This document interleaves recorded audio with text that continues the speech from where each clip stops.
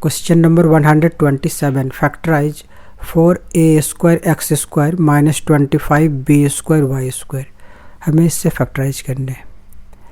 यह है 4a square x square minus 25b square y square.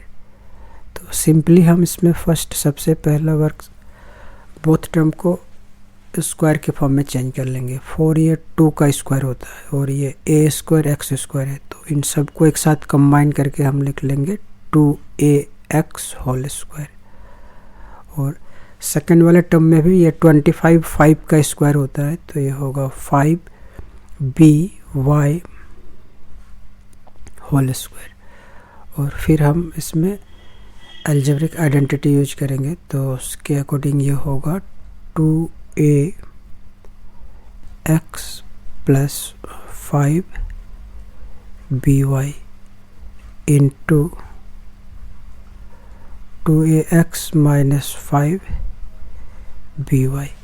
यहाँ पे हमने अप्लाई किया है इस वाले आइडेंटिटी को. We know that p square minus q square equal to p plus q into p minus q. Answer